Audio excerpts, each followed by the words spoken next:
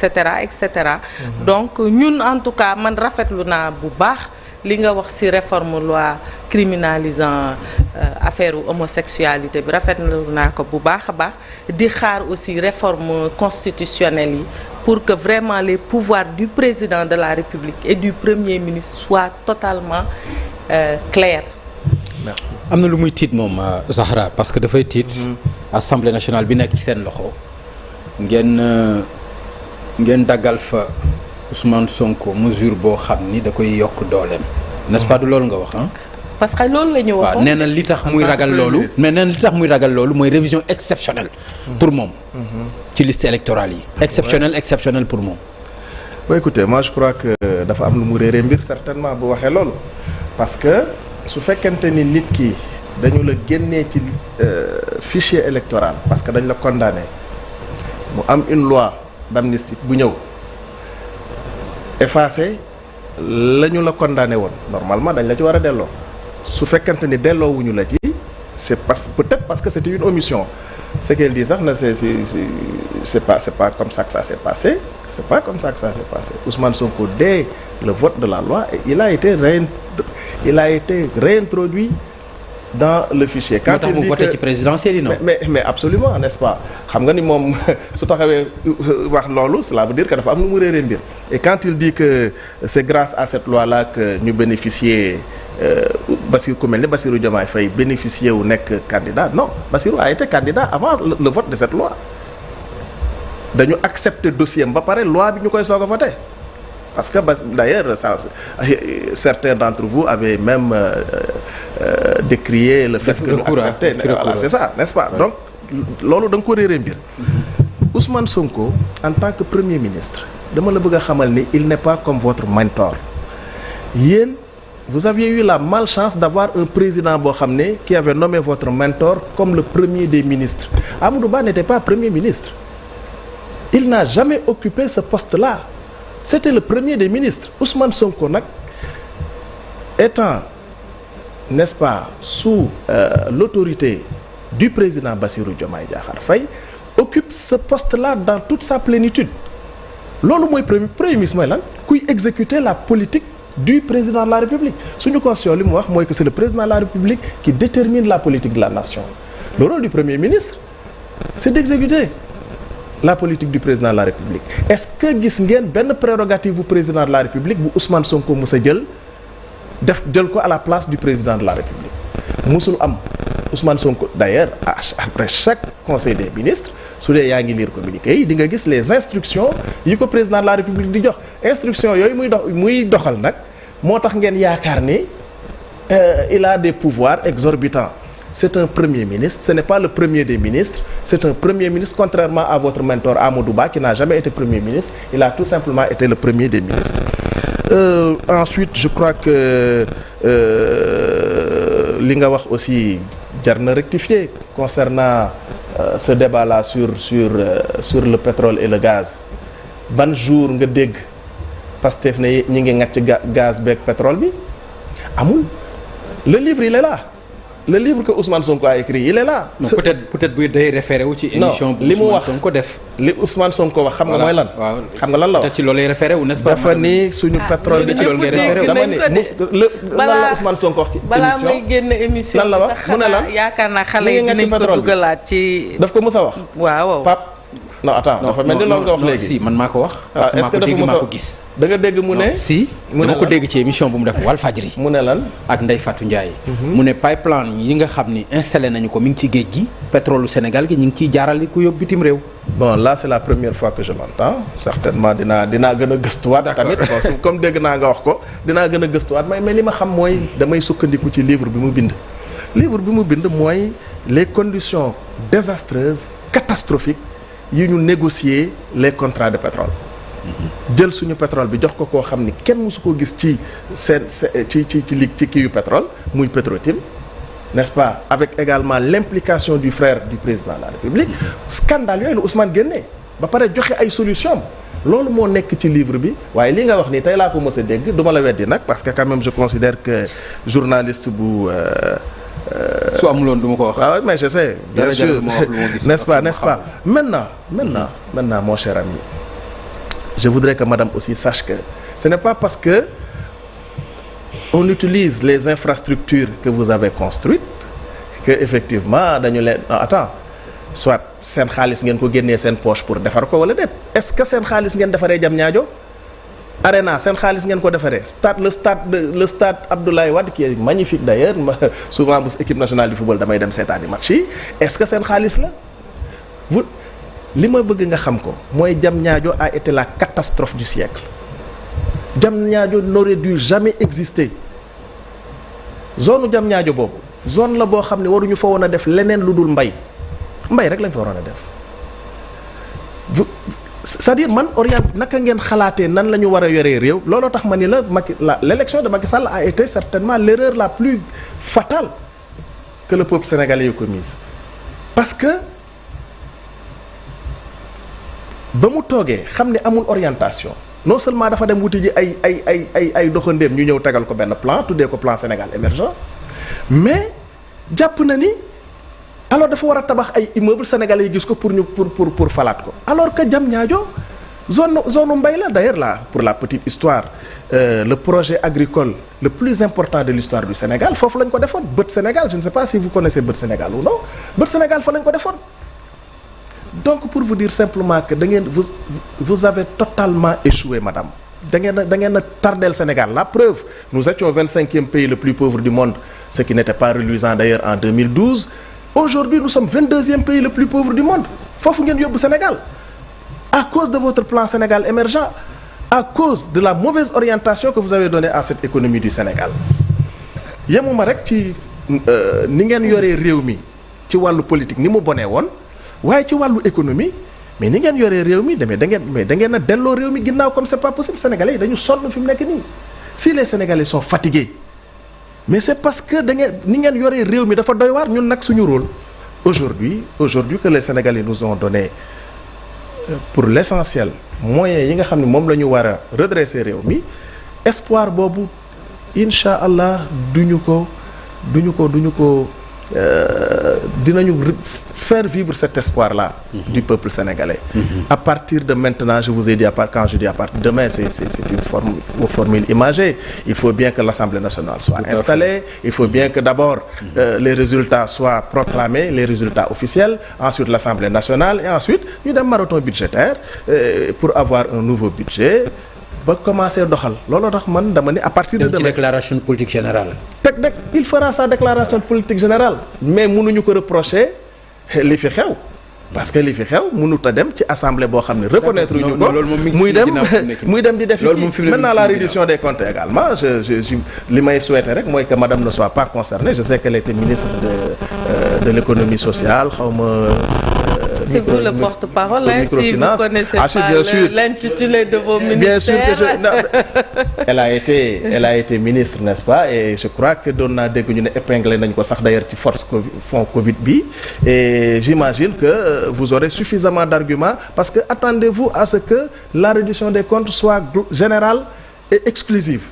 D'accord. Alors, Madame le ministre. balaa ngay laaj sa question dama koy defal précision. rapport Cour des comptes bi soo demee page 90 fa ngay fekk la ma fa def donc vraiment. comme jotagoo ko saytu non xaaral rek je sais que vous avez été épinglé en tant que ministre de l'économie sociale et de la microfinance. man kay dama lay waxal là vous n'avez pas été épinglé vous n'avez pas été épinglé. soo demee ci rapport non damay laajte est-ce que vous avez été épinglé ou non. xam nga depuis sànq ñu ngi def débat bu neex. waaw dama lay laaj dama lay poser la question maa ngi lay tontu. waaw vas-y allez-y ci bu leer. allez-y je vous en prie. rapport Cour des comptes bi.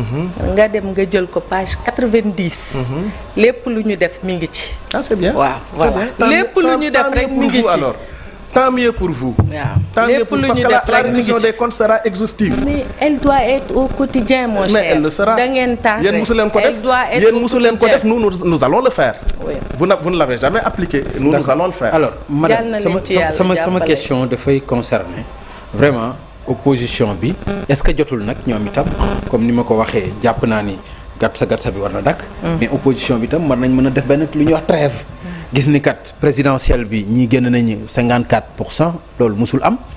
législative yi presque mën na ko jege loolu musul am est-ce que jotul par exemple ngeen xaw a opposé mënta ñàkk. mais ngeen jël benn position boo xam dina leen permettre aussi ñoom ñu mën a doxal. waaw xam nga loolu boo ko waxee dama lay fàttali rek tuuti bi ñu defee élection président Diomaye ba pare sa naataango presse bi ñoo doon wax opposition amul Sénégal kenn du leen dégg newuñu fi dañu mel ni ñu loof. Donc ça veut dire que nous on a été toujours dans l'opposition républicaine. Président Diomaye bi mu ñëwee mais kenn ci ñun waxul dañu ne nañ ko bàyyi mu toog laata ñuy commencé wax mooy bi ñuy demee ba indi débat wu DPG donc vraiment ñun ci li ñu ne woon dinañ ci ne maintenant sànq ba seetloo bi ma koy wax dama ko ne comme ne ngeen amuleen woon budget ça veut dire que bu ngeen demee ba ñu defar yëpp ba budget bi taxaw ngal la parce que vraiment porte-parole wax na fi affaire yu am solo nee na renégociation des contrats. Aqua Power président nee na yéen a ngi koy renégocier. autoroute beeg contrat pétrolier yi gazier yi. te nee ngeen c'est sûr que dinañ ci indi lu mucc ayib. loo xam ne ñun contrat yi ñu defoon defuñu ko. dama koy fàttali rek ne pour tout ce qui touche ce genre de contrat. c'est quasiment des contrats types maanaam du loo xam ne ñun ñoo koy def parce que boo xoolee même exploitation pétrole bi ak gaz bi niñ koy defee nga xam ne contrat yooyu à l'échelle mondiale c'est des contrats types ñun li nga xam ne amoon nañ ko mooy bi ñuy def exploration bi am na soo bëggee nit ki ñëw ci yow loo yorul te nga xam ne fii koom a ngi fi bëgg nga ko exploiter condition yi mu lay jox mën na bañ a favorable mën na favorable mën na bañ a favorable mais loi sur le contenu local lu ko indi ak révision code yi donc renégociation yooyu ngeen di wax ñu ngi leen ciy xaar bu baax a baax ba xam ban lan ngeen ciy indi comme différence beneen mbir bi mooy dañu ne Diamniadio c'est lamentable d'accord léegi moom non j'ai dit c'est une catastrophe c'est une catastrophe ñun ñu ngi leen di xaar maanaam xam nga yéen bi leen askanu Sénégal di fal dafa am lu ngeen waxante woon ak ñoom da ngeen leen ne woon ci ñaari weer dañuy régler problème yi fi am jafe-jafe yi fi am yépp ci dund gi si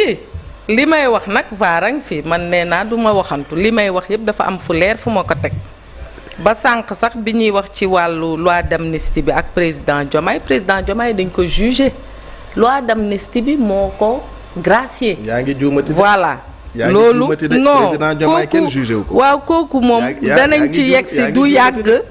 ñi ko war a saytu ñi ngeen koy saytu lu ngeen ci préparé yaa ngi juum de madame waaw mais téye nañ ko téye nañ ko mandat de dépôt ko ba mu demander LP amu ko voilà non ban juumte léegi beneen bi ci topp loolu leer na aussi loolu mais leer na xam na ko Ousmane Sonko qui a été condamné emprisonnement bi la wax jugement rek nañ ko d'accord téye nañ ko mi ngi woon en procédure peut-être la procédure n'a pas été définitive parce que ku ñuy gracier day fekk sa procédure définitive kon il a été gracié mi ngi juumati il n'a pas été gracié il a été amnistié waaw ku ñuy amnistié non les mots ont des sens madame je reprends soo bëggee wax ne Diomaye a été gracié cela veut dire qu'il a été condamné définitivement. Je reprends. Vous permettez que je reprenne. Oui. Il a été amnistié. Voilà, merci. D'habitude, l'amnistie, dañ koy def su fekkee ne le jugement est total, la procédure est totale. Ah si, ça moom c'est la loi. Mais bien c'est la loi, mën nañ ko génne léegi. Mais laissez-moi terminer. Non, Monsieur le porte-parole, à moins que vous ne montriez à nos téléspectateurs que vraiment débat bi mi ngi lay commencé sonal, mën nga ma bàyyi ma wax parce que dafa mel ni yaa ngi commencé bëgg tàng de. Non, defal ni nga doon def sànq rek. Croiser ses bras déglu ma dama ne amnistie balaa ñu koy mën a defal nit ci loi wu Sénégal ñu juger la totalement ba mu jeex ba ñu classer sa dossier te loolu dalul président Diomaye kon luñ ciy def rek nañ ci bàyyi xel maintenant nee nga Diamniadio c'est une catastrophe yéen am ngeen yi nga xam ne mooy ñëw doxal ko ñi ngi xaar fi mu ne nii ñun léegi yëpp wax ngeen ko sénégalais yi jox nañ leen dinañu la ñuy jël teg fee xaar li ngeen di jëf kon yàggatul dinañ ko mën a muñ moo tax bu Papa Ngagne ne xanaa opposition bi di ngeen tey tuuti dinañ dal tuuti nag xool fu ñu mënee parce que fi ñu mënee nag bi ñu ñëwee non du déggoo Papa Ngagne nee naa la encore une fois du défaite c'est un choix je pense que le peuple sénégalais a été cohérent dans sa démarche pour ñoom malgré tout ce qui s'est passé malgré acteurs politiques yëpp li ñuy wax peuple sénégalais jàpp nañ ne boo falee président war nga ko jox jumtuwaay yu muy liggéeyee d'autant plus que ñi ko yor loo wax ñu ne la bon waxoon nañ lii mais mënuñu ko def amuñu jumtuwaay ñu ne kon nañ leen jox jumtuwaay te xool je pense que le peuple sénégalais a été cohérent dans sa démarche et ñun waa Jàmm ak Njëriñ bi may ñëw ñëpp a ngi siège ba ñu ngi récupérer suñuy PV mais amul lenn loo xam ne am na lu mu changé ci suñu mer nañu wala kontaan nañu loolu jàngat ngeen ko waaw mais c'est la cohérence c'est juste mais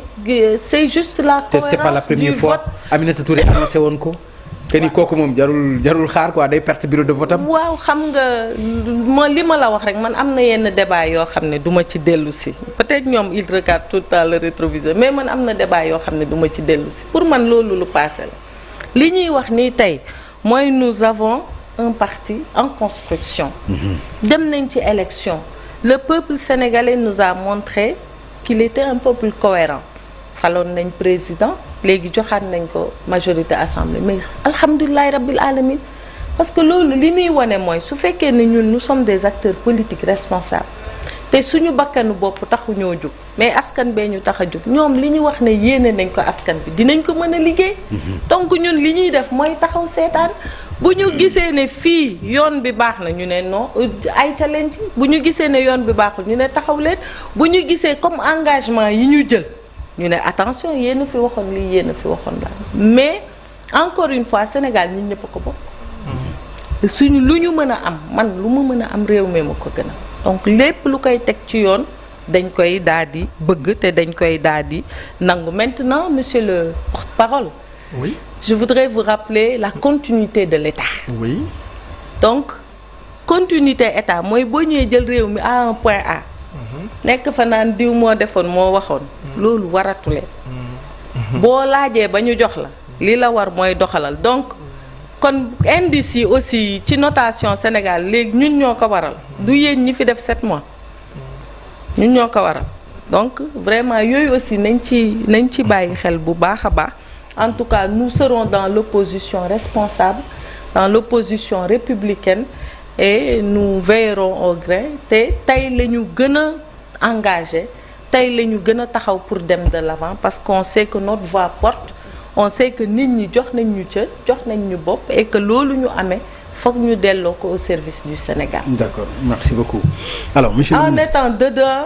nekk ci biir nag wala ci ginnaaw grille yi parce que xam naa ne ñoom ñi ñuy yéene yóbbu ci ginnaaw grille yi bëri na mais bu ñu nekkee ci biir ak ci biti li ñu war a taxaw dinañ ko taxaw incha allah. D'accord alors monsieur le ministre. oui wax nga ko tout à l'heure ci bi ngay ci sa introduction que am nga yaakaar ni askanu Sénégal jox nañu leen une